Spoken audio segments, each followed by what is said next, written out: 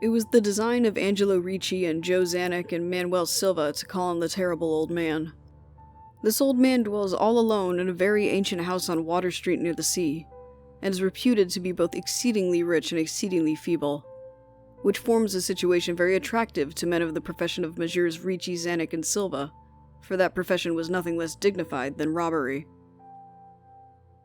The inhabitants of Kingsport say and think many things about the Terrible Old Man, which generally keep him safe from the attention of gentlemen like Mr. Ricci and his colleagues, despite the almost certain fact that he hides a fortune of indefinite magnitude somewhere about his musty and venerable abode.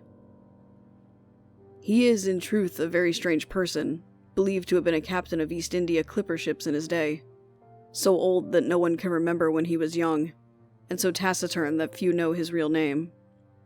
Among the gnarled trees in the front yard of his aged and neglected place, he maintains a strange collection of large stones, oddly grouped and painted so that they resemble the idols in some obscure Eastern temple. This collection frightens away most of the small boys who love to taunt the Terrible Old Man about his long white hair and beard, or to break the small paned windows of his dwelling with wicked missiles. But there are other things which frighten the older and more curious folk, who sometimes steal up to the house to peer in through the dusty panes. These folk say that on a table in a bare room on the ground floor are many peculiar bottles, in each a small piece of lead suspended pendulum-wise from a string. And they say that the Terrible Old Man talks to these bottles, addressing them by such names as Jack, Scarface, Long Tom, Spanish Joe, Peters, and Maid Ellis, and that whenever he speaks to a bottle, the little lead pendulum within makes certain definite vibrations, as if in answer. Those who have watched the tall, lean, terrible old man in these peculiar conversations do not watch him again. But Angelo Ricci and Joe Zanuck and Manuel Silva were not of Kingsport blood.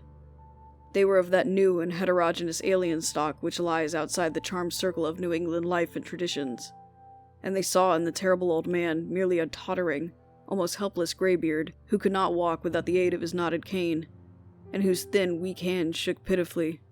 They were really quite sorry in their way for the lonely, unpopular old fellow, whom everybody shunned, and at whom all the dogs barked singularly. But business is business, and to a robber whose soul is in his profession, there is a lure and a challenge about a very old and very feeble man who has no account at the bank, and who pays for his few necessities at the village store with Spanish gold and silver minted 2 centuries ago. Messrs. Ricci, Zanuck, and Silva selected the night of April 11th for their call.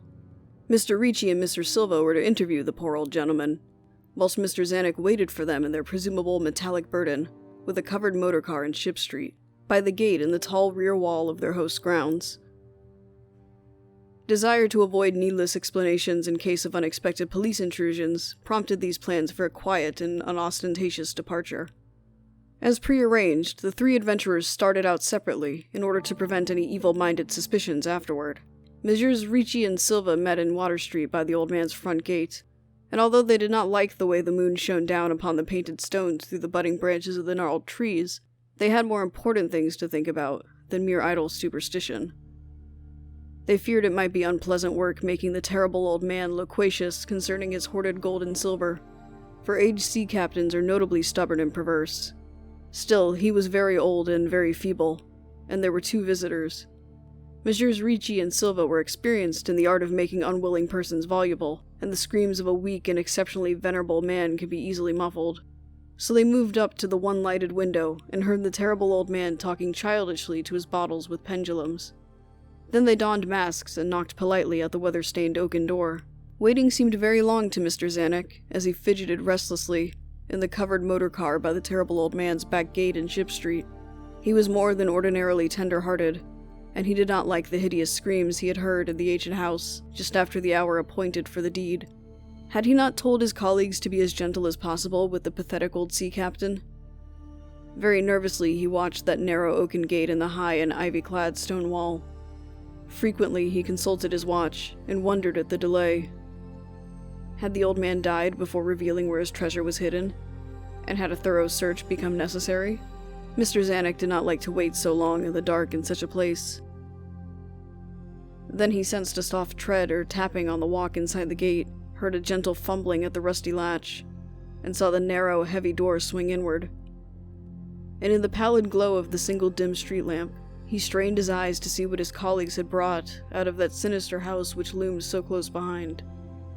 But when he looked, he did not see what he had expected, for his colleagues were not there at all, but only the terrible old man leaning quietly on his knotted cane and smiling hideously. Mr. Zanuck had never before noticed the color of that man's eyes. Now he saw that they were yellow. Little things make considerable excitement in little towns, which is the reason that Kingsport people talked all that spring and summer about the 3 unidentifiable bodies, horribly slashed as with many cutlasses, and horribly mangled as by the tread of many cruel boot heels, which the tide washed in.